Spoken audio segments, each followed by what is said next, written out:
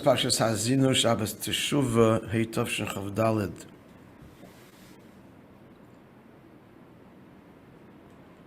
Just we'll see is mamish a hemshech to the maamar we just learned. The pasuk says in Yeshaya, Dirshu Havayeh b'motzei, seek God when He is found. Karu, call on Him. B'yosei korav, when He is near. The Gemara asks in Rosh Hashanah and Yevamos that this pasuk contradicts with pasuk Zal Mashakosov in the pasuk that says in verse Chanel that we just read, who is like God? Kashem Elokeinu b'chol koreinu elav, whenever we call upon Him.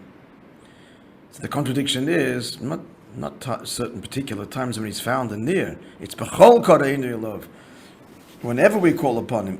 V'leidak b'motzei in the brackets said not only when He is found. When Mishan, the Gemara answers that the Psukim speak about two different situations, namely, when the pasuk says the latter pasuk in Veschana the pasuk in Yeshai b'motzei when He's found. So the God is not always accessible. So seek Him when He is found. The Yochid, the individual who calls on the Eibishter, has to know that there are certain auspicious times, and they are the 10 days of Tzuva. When is this time? Tzuva is the time when the individual standing alone, calling out to the Eibishter, so he's near and accessible. The pasuk in Beschanan, B'chol koreinu elav, whenever we call upon Him, that's b'tzibur. So when the community, the congregation davens together, so then Hashem is near and found.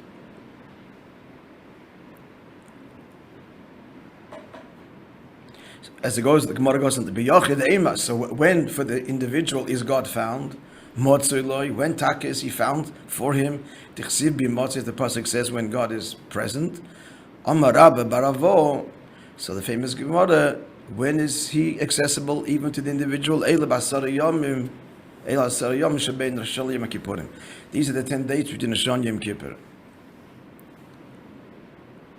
Mind you all know because it's 10 days between Rosh Hashanah and Yom Kippur.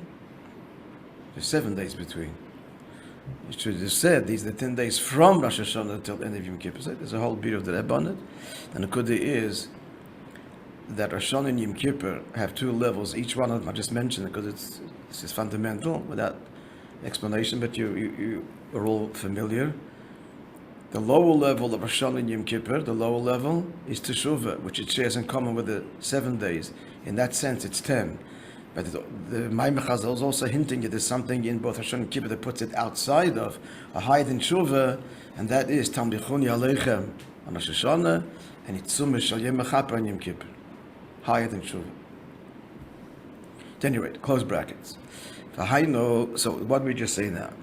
That the 10 days of Aseres Shuva, so even the individual standing alone, God's near and accessible. The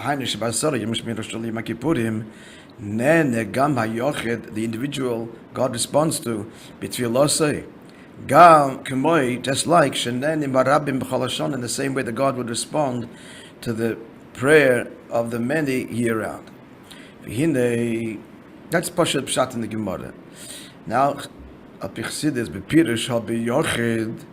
in understanding the explanation of the words, this pasuk, when talking about God being near and accessible, is talking b'yochid. So what does the word b'yochid refer to? The 10 days Hashem is close to the yochid. The Rebbe explains, what does it mean? Kan liyochid. This is for the individual. Pirush b'chinas yechida. The yochid is an allusion to the yechida, the essence of the neshama. V'hainu sha'avodas ha'tshuva b'yamim elo hi b'chinas shuva di yechida.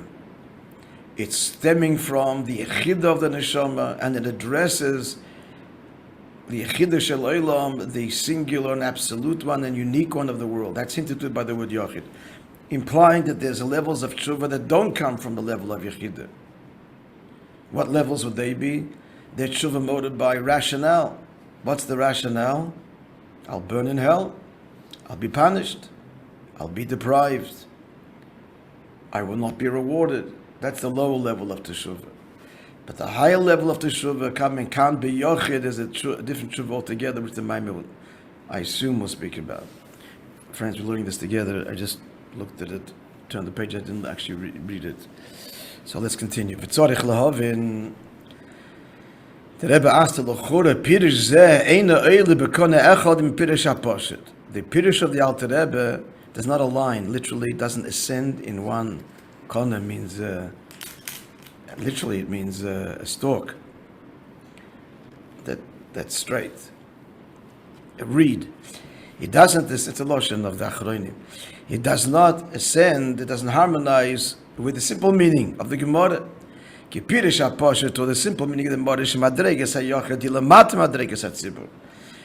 The Gemara is saying that obviously the prayer, the davening of the individual is lower, less effective than the tefillah b'tzibur. But it is effective during these 10 days because God's really near. This is what's novel about this period. That during this time, Hashem favorably accepts the prayer of the individual. There's less potent than the tefillah b'tzibur. But obviously, what about davening b'tzibur during Aseret Shuva? That's even greater. God l'maylas hatzibur ala yochid. Even during this period, davening with the minyan is greater than davening alone. Ve'ilu l'pirish admarazak. And Alter Rebbe is saying something else. Ein locha mayla g'doyle mizen madrega de yochid. He's saying, can't be yochid. Oh, this is the yechidah shebenefesh. There's nothing loftier than that. Shei avoid mitzat chinis hayechidah shebenefesh. The Alter Rebbe is saying, can't be yochid is greater than the sibur, and that's not the simple meaning. It means, notwithstanding, it also is accepted, but it's a notwithstanding clause, not higher. Yeah, base.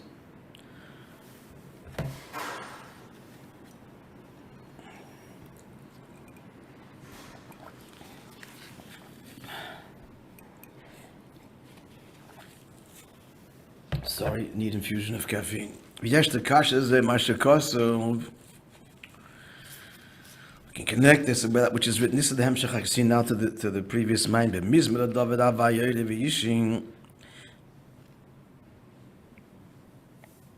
to the capital of David sheshayich b'miuchad l'asara yom shebein Hashem Kippurim.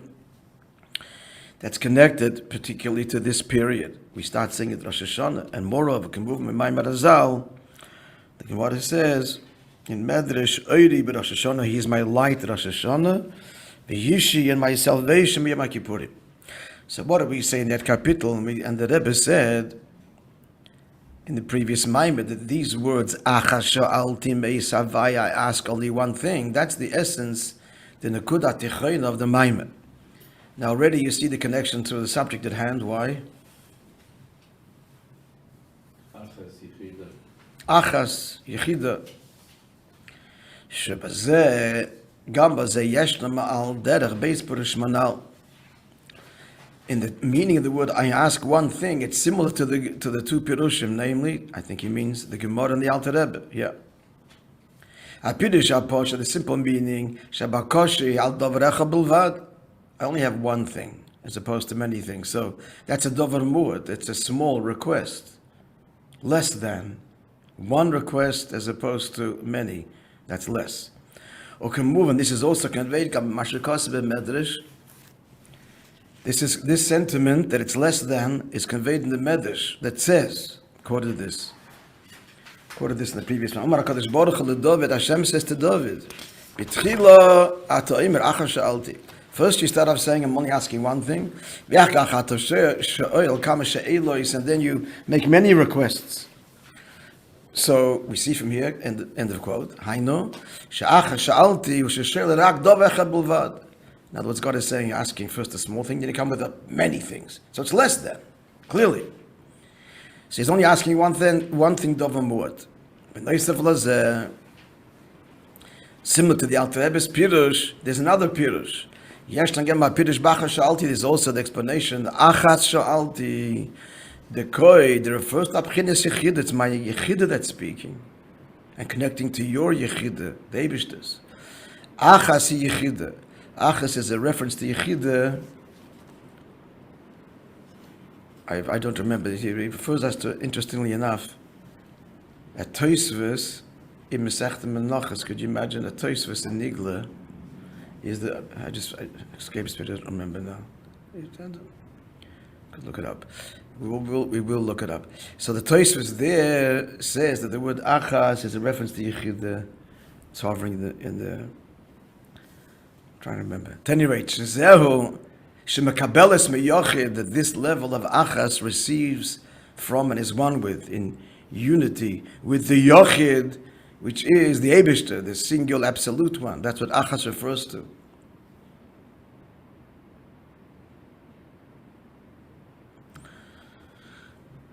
Shezeh otachlas eiloi. So here too, this contrasting pirushim that achas is not less than, but the absolute virtue. Now the second pirush is also conveyed by Meine de David HaKadosh Baruch Hu. In David's response to the Eibishter, he invokes this achas as being greater than. What does he say? He responds to Hashem, Hashem says to him, the first you ask one, and then you ask, request many. So David said, I know this from you. First you come to me, according to Pasuk, only one thing. Moishe says, now what does God ask? Only one thing. Only to fear. And then, and the very pasuk itself, you open up and make many more demands and mitzvahs. Go in his ways, and cleave to him, and so on. Shekan, here too, in this dialogue and exchange between the Eibishter and David, Yeshna Beis Perushim Anal. Likewise, are these two explanations. Pirush HaPashatu, Tikim Liyira. First, you ask only to fear. You're asking a small thing. Shein Tel Davar Mur, it's a small thing. The words of the Gemara, Milsa Zutrasi. It's a small matter, Bilvad. The Gemara says, quoted in Tanya, you're all familiar with this.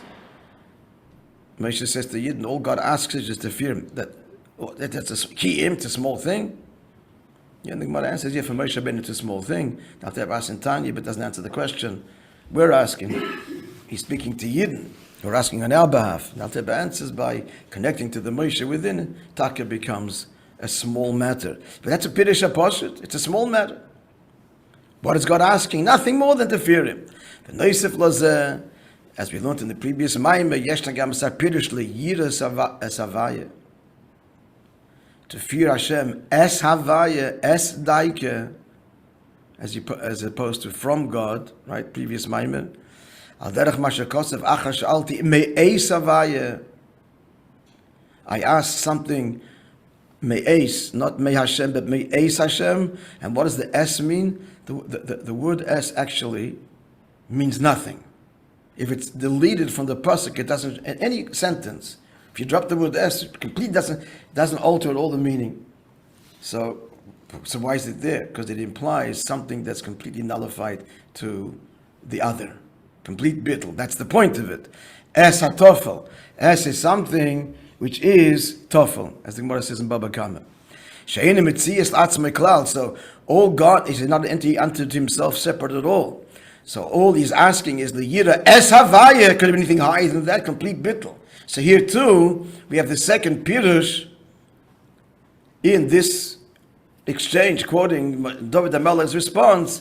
He's quoting the pasuk es havayeh, that he's asking for this deep, essential, this highest request, which is complete bittul. His whole identity is secondary and battle to Hashem. Conclusion. What's the summary of this, friends? What have we just learned? We have to understand it. What do we have to understand? So the summary is, we have a contradiction, the Pirush HaPashut, both in the Gemara and these two Pirushim in the dialogue, the exchange between David and the Eibishter. Pirush HaPashut, the Gemara is Yochid is less than Tzibur. Pirush of the Alter Rebbe, Yochid is more than Tzibur. Pirush HaPashut in the dialogue between David and the Eibishter is, you start off asking something of little, relatively small, and then you quickly change tracks. Something bigger. Deeper explanation? No, the small thing is in fact the bigger thing.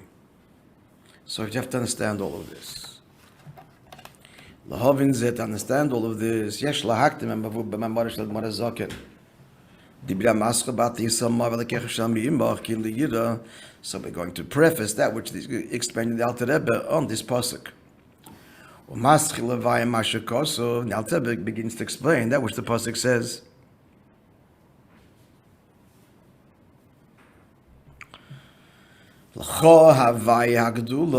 Unto you, Eibishter is greatness.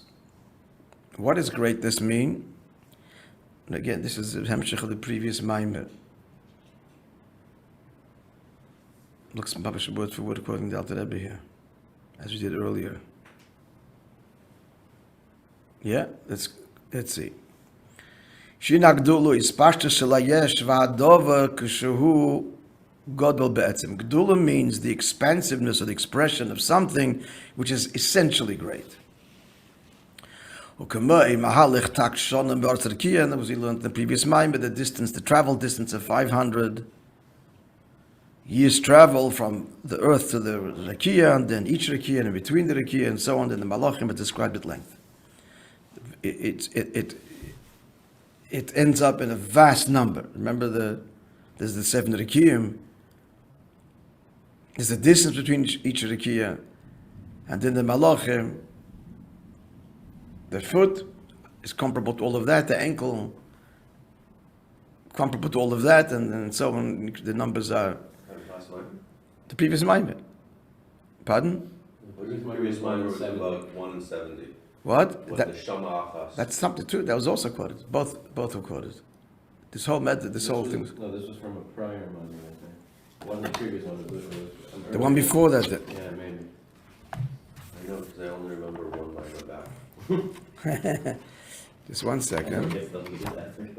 h'tשכ. No, it's here. I'm sorry.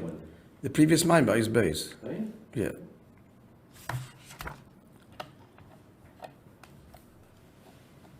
You can look at it. Don't believe me? Look it up by all means. No, I don't believe it. I want to see it. You see it for yourself. Look at those base.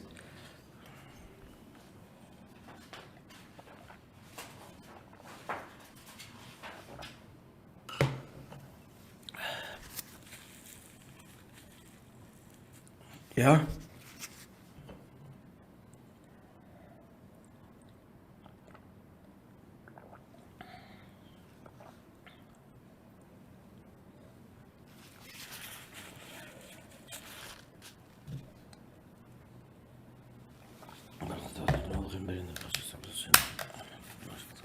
Yes, you see it there.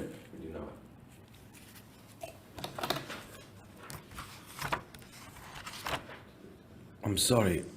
Yeah, it's base. Va'inyan was the second paragraph. Yeah. Takshan and Boris Tarikia. Shoki Achayis can get cool on the first 3 lines. That was it. Yeah, that's it. There's no elaboration on it. It's just Dhamma. So inside your head, you know that's the medrash that's going further. Yeah, like I said, the whole medrash there, and it's the same medrash he's quoting here. It's actually the same maamer he's quoting word for word. You win. Huh? You win. I would rather not. Absolutely not win.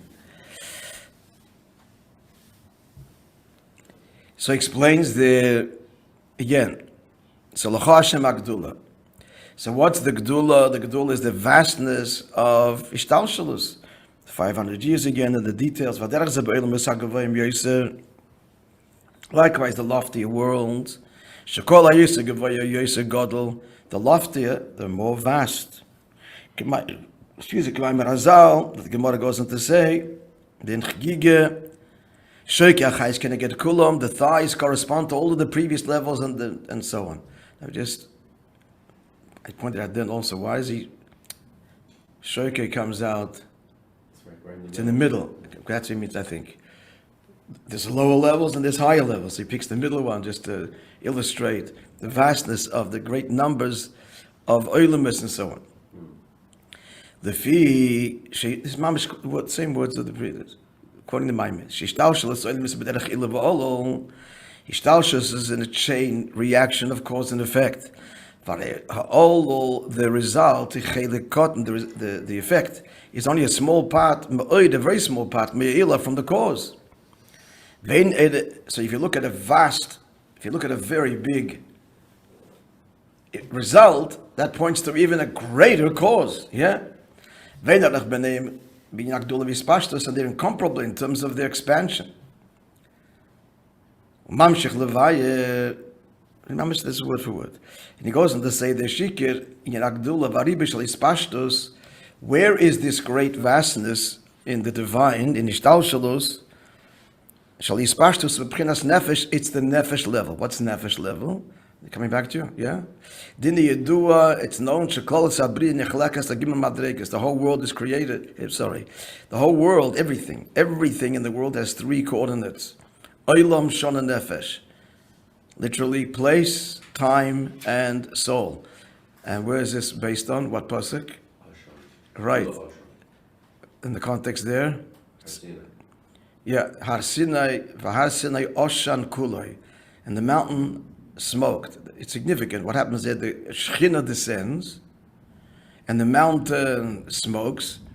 What's the idea of the Shechina descending? It's suffusing creation.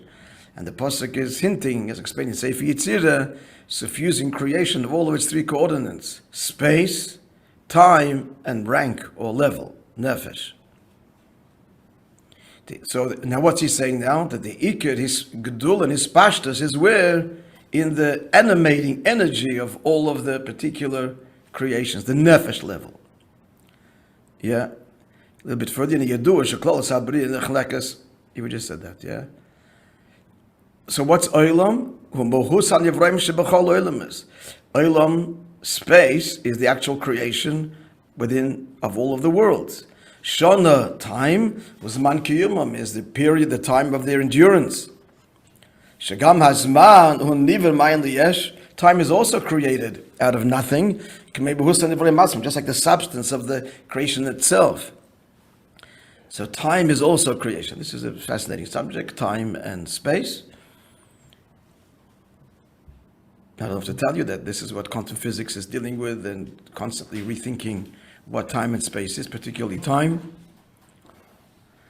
And the nefesh, and what's nefesh, the third coordinate? That's the divine energy, which is invested in him in a contracted way and fuses with him to give them life.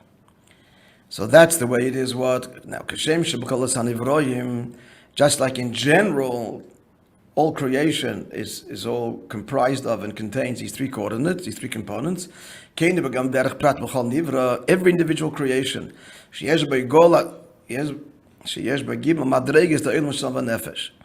it has these three levels of time, space, time, and level. Space means the actual substance. Time means the period that it endures. Elyon, what's nefesh? It's the influence of the Elyon, of the upper, the cause, the divine energy, which it is a consequence of. Just like illustrating this, asavim, grasses, herbage, they grow from the power of growth that's found in the earth. That's the muhus. That's their substance. Grass is that which grows from the earth. And they endure for a certain limited time. They also have the divine flow of energy flowing into them from the mazel, from their source, their angel, man, which is above them. The famous quote, again, this is mamash word for word from of the Maimer. There's no blade of grass below, that doesn't have its own source above, which strikes it. Why does it have to strike it? That's explained in Chassidus. And tells it to grow. That's because it has to strike it to make it to grow, because the nature of existence is to collapse into nothingness, because it is nothingness. So it has to be struck. Shamazel, implying this novelty of growth of existence. Shamazel u'a'ila, so the mazel is the cause. Shamokir, lamshachas ha'chais, which is the source of the life force of this particular blade of grass. V'zeo, b'chinas nefesh eloi, and that's its soul. Okay, we'll stop here and continue tomorrow. We'll just conclude.